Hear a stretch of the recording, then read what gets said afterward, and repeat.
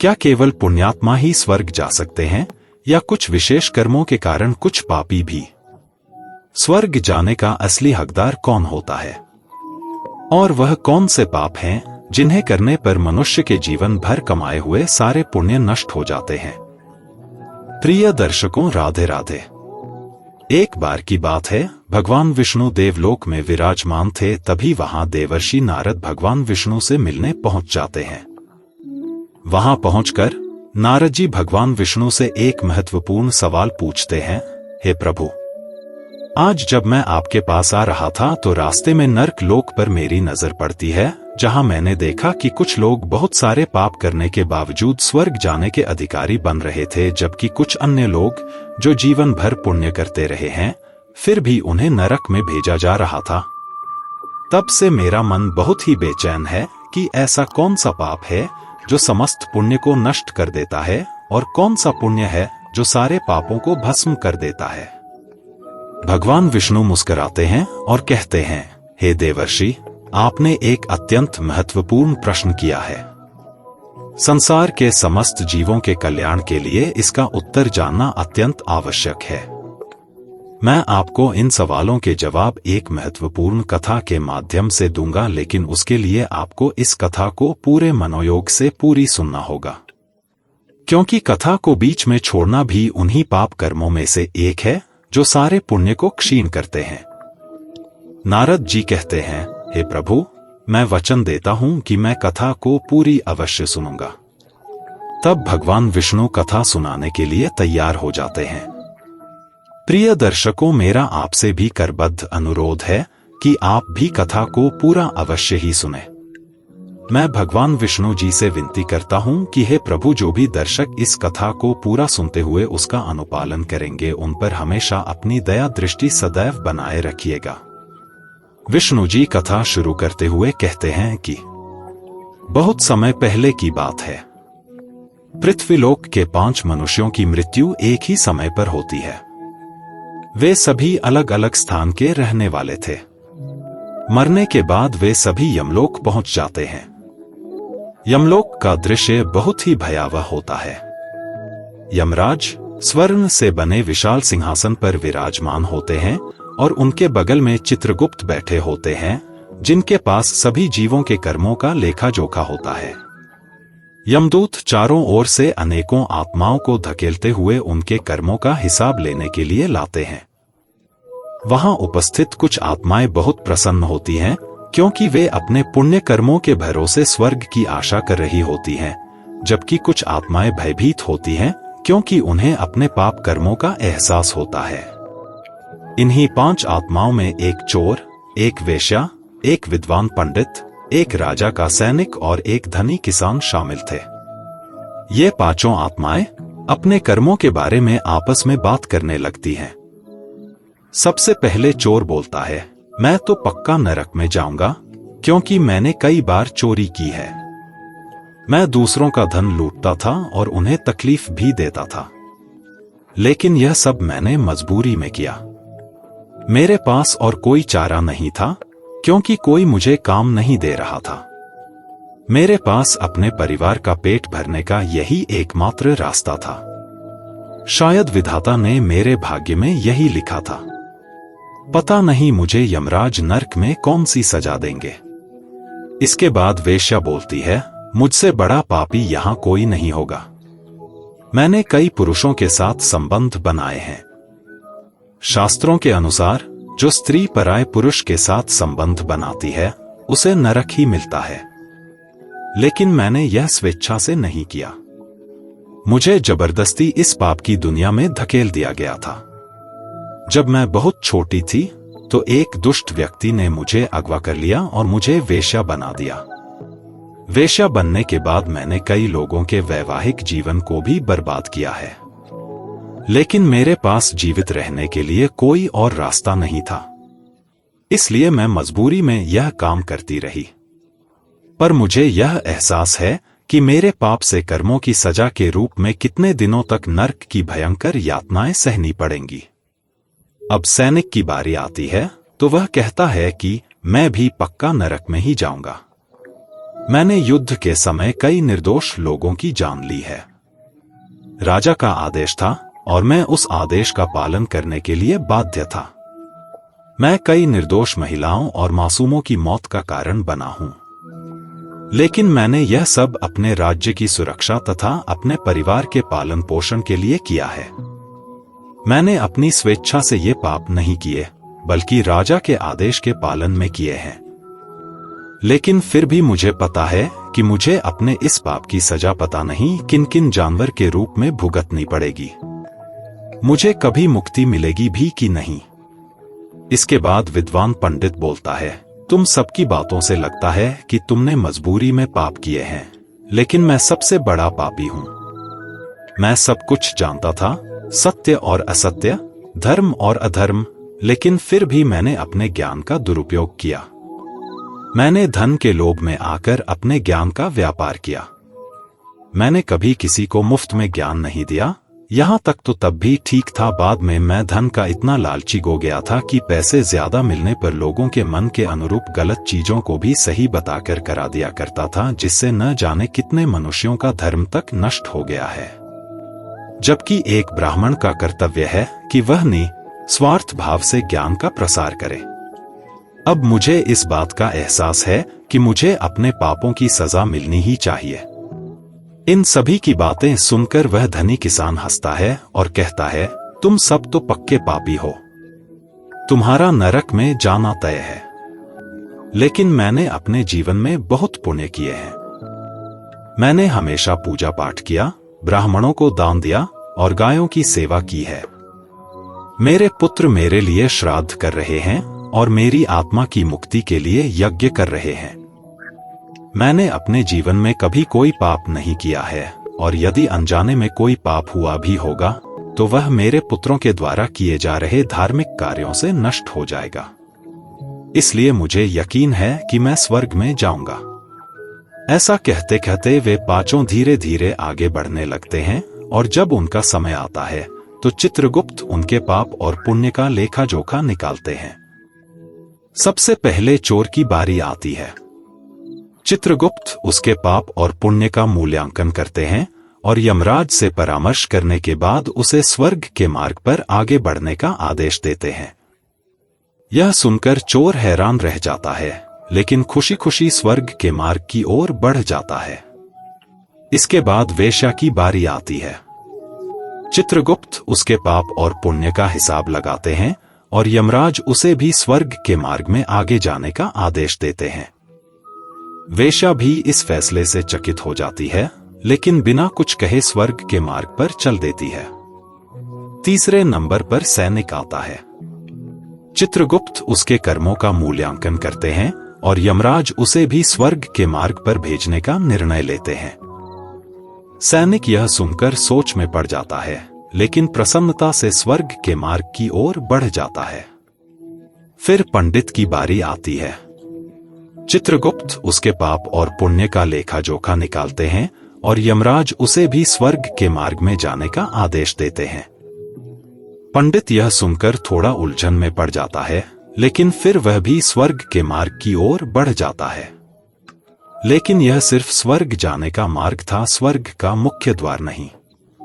जब यह सब होता है तो धनी किसान जो बड़ी उम्मीद लगाए बैठा था, वह देखकर बहुत ही नाराज हो जाता है। वह सोचता है, यह कैसा अन्याय है। इतने बड़े बड़े पापियों को स्वर्ग के मार्ग में भेजा जा रहा है, जबकि मैं जो जीवन भर पुण्य करता रहा हूं, मेरा क्या होगा। किसान अपनी बारी आने पर यमराज के सामने खड़ा होता है और चित्रगुप्त उसके कर्मों का हिसाब करने लगते हैं। लेकिन जब हिसाब सामने आता है तो किसान के पापों का पलड़ा भारी होता है। यमराज उसे नरक में जाने का आदेश देते हैं। यह सुनकर किसान हक्का बक्का रह जाता है और कहता है, हे धर्मराज, यह कैसा न्याय है। मैंने जीवन भर केवल पुण्य ही किए हैं, फिर आप मुझे नरक में क्यों भेज रहे हैं। यमराज उसे समझाते हुए कहते हैं, हे पापी, तुमने जीवन में जो एक बड़ा अपराध किया है, उसने तुम्हारे सारे पुण्य नष्ट कर दिए हैं। तब किसान कहता है कि हे धर्मराज, ये चारों मनुष्य मेरे ही साथ पृथ्वी लोक से यमलोक तक आए हैं। रास्ते में ये सब अपने अपने पाप कर्मों का बखान स्वयं ही कर रहे थे और यहाँ तो उल्टा ही हो गया। ये सभी पापी स्वर्ग को जा रहे हैं और मुझे नरक में भेजा जा रहा है। तब यमराज उस किसान से कहते हैं कि हे मूर्ख प्राणी, तुम बिना वजह बहस कर रहे। शायद तुमको नहीं पता कि हमको धर्मराज क्यों कहा जाता है। हमारे दरबार में प्रत्येक प्राणी के हर छोटे बड़े कर्म का पूरी ईमानदारी और सत्यनिष्ठा से किया जाता है, जिसका प्रमाण तुमको अगले द्वार पर स्वयं ही मिल जाएगा। किसान, जो अब तक पूरी तरह से निराश हो चुका था, यमराज के कठोर निर्णय को स्वीकार कर आगे बढ़ जाता है। दूसरी तरफ चोर, वेश्या, सैनिक और पंडित स्वर्ग मार्ग की ओर बढ़ते हुए चिंतन मनन कर रहे थे। आखिर हमने तो इतने पाप कर्म किए थे, फिर भी हमें स्वर्ग के मार्ग पर भेजा जा रहा है। अब तक वे अपने प्रश्नों के उत्तर नहीं पा सके थे। तभी रास्ते में अचानक एक विशाल द्वार दिखाई दिया। वह द्वार स्वर्ग का मुख्य द्वार नहीं था, बल्कि एक अद्भुत और रहस्यमयी द्वार था।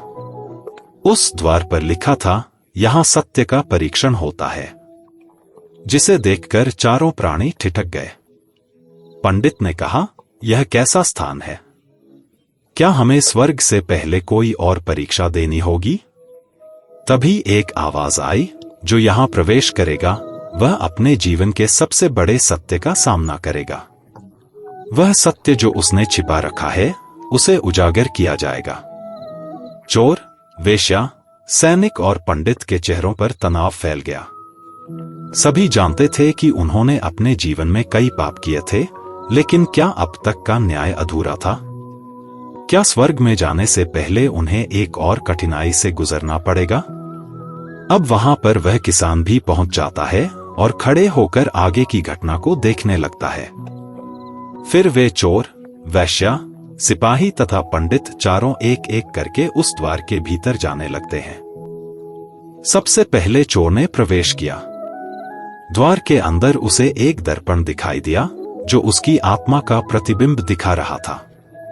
अचानक दर्पण में एक घटना जीवंत हो उठी। चोर की चोरी की वह रात जब उसने एक धनी परिवार का सारा धन चुरा लिया था, और उस धन को लेकर जब दूसरे गांव के एक घर में पीछे की तरफ से चोरी के लिए घुसा तो उस घर में वह धन खोज रहा था।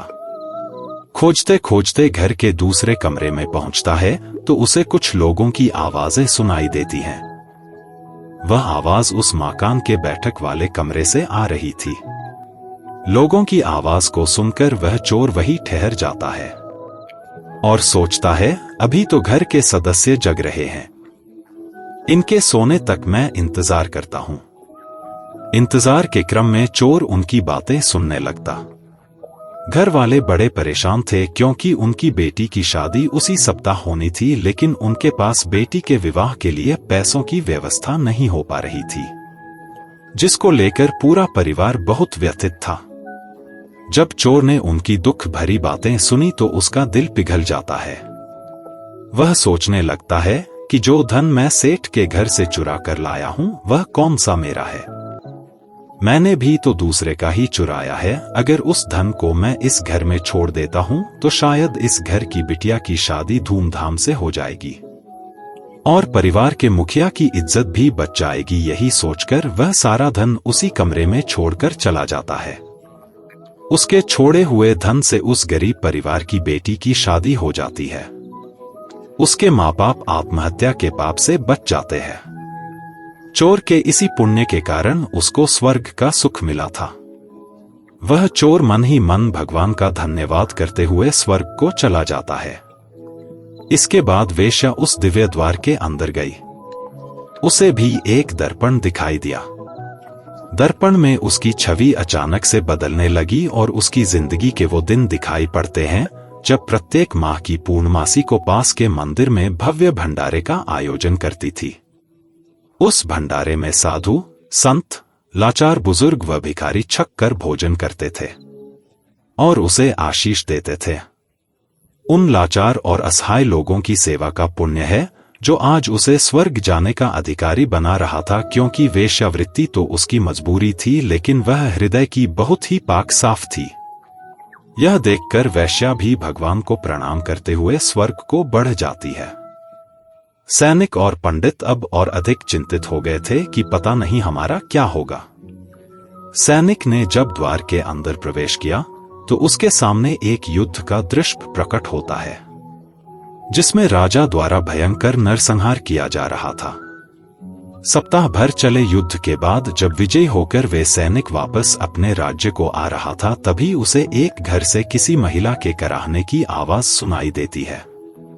आवाज सुनकर वह सैनिक रुक जाता है और जाकर घर में देखता है कि 2 गर्भवती महिलाएं उसी घर में पड़ी हुई थी जिनके घर के अन्य सदस्यों को मार दिया गया था।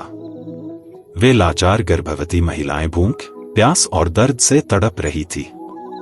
उस सैनिक ने उन गर्भवती महिलाओं के लिए, जो उसके दुश्मन देश की महिला थी, के भोजन पानी की व्यवस्था की तथा उनको चिकित्सालय भेजवाया, जहां उन्होंने सुंदर बच्चों को जन्म दिया। सैनिक के द्वारा उन गर्भस्थ जीवों की जान बचाने के पुण्य के कारण उसको स्वर्ग का सुख नसीब हो रहा था। वह सैनिक भी अब खुशी खुशी स्वर्ग की ओर बढ़ जाता है। अब पंडित की बारी आ जाती है। जब पंडित ने उस दिव्य द्वार में प्रवेश किया तो पंडित के सामने एक जादुई मिरर प्रकट होता है, जिसमें पंडित देखता है कि उसने देखा कि प्रतिदिन की कथा भागवत से प्राप्त होने वाले धन को तो वह ले लेता था, लेकिन दान दक्षिणा से प्राप्त होने वाले फल और अन्न को पास के अनाथालय में दान करता था, जिससे प्रतिदिन सैकड़ों अनाथ बच्चों का पेट भरता था। इसी पुण्य के कारण आज वह स्वर्ग जाने का अधिकारी बन रहा था। उसने भी उस प्रभु को प्रणाम कर धन्यवाद दिया और स्वर्ग को आगे बढ़ जाता है। किसान को अब धर्मराज की कही हुई बातें सही लगने लगती हैं। उसे यकीन हो जाता है कि यहाँ किसी के साथ कोई भेदभाव नहीं किया जा रहा है। सबको अपने जाने अनजाने में किए गए कर्मों का ही फल मिल रहा है। अब उस द्वार में प्रवेश करने की बारी उस किसान की भी आ जाती है। किसान, जो अब तक यमलोक में अपने पापों की सजा भुगतने को तैयार नहीं था, उस दिव्य द्वार में प्रवेश करता है। लेकिन यहां एक और अप्रत्याशित मोड़ आता है। जैसे ही किसान द्वार पर पहुंचता है, अचानक एक बड़े से पर्दे पर एक दृश्य चलने लगता है, जिसमें उस किसान ने अबला विधवा नारी को, जो किसान के घर अपनी मजदूरी लेने आई थी, उस पर गलत लांछन लगाया था कि उसने मेरे घर पर चोरी की है, और इसके साथ ही तूने उसके ऊपर कई अन्य गलत लांछन लगाए थे। उसे व्यभिचारिणी और वेश्या कहकर उसके चरित्र का हनन किया था, और राजा ने तेरी बातों को सत्य समझकर उस अबला विधवा नारी को मृत्यु दंड दे दिया था।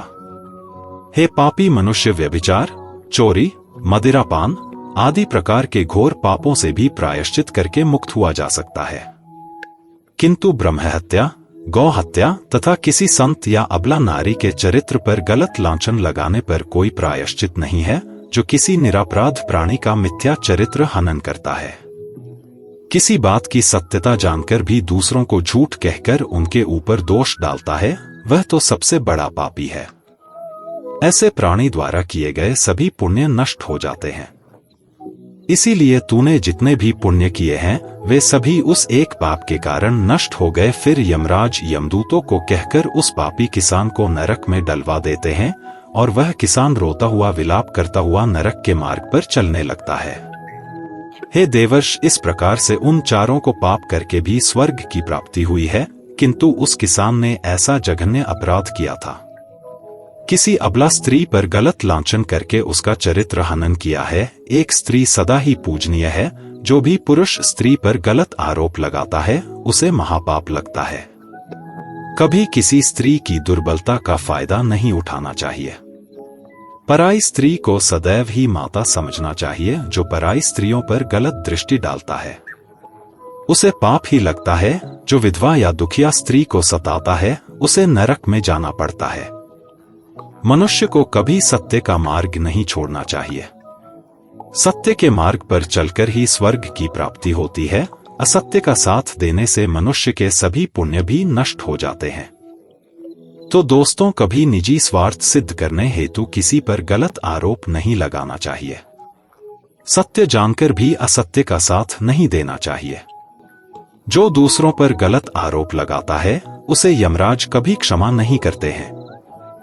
प्रिय दर्शकों, यह कथा यहीं पर समाप्त होती है। इस कथा से हमें यह शिक्षा मिलती है कि हमारे जीवन के अंतिम कर्म और हमारी आत्मा की सच्चाई ही हमारे भविष्य का निर्धारण करती है। एक पुण्य जो सच्चे हृदय से किया गया हो वह जीवन भर के पापों को नष्ट कर सकता है, जबकि एक पाप जो जानबूझकर और दुराशय से किया गया हो जीवन भर के पुण्यों को मिट्टी में मिला सकता है।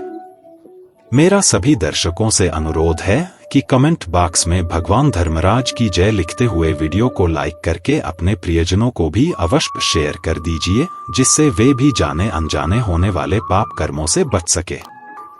हमारे चैनल पर उपलब्ध अन्य धार्मिक व आध्यात्मिक वीडियो देखने के लिए चैनल को सब्सक्राइब करना न भूलें। मिलते हैं आपसे किसी अन्य महत्वपूर्ण वीडियो के साथ। तब तक के लिए राधे राधे।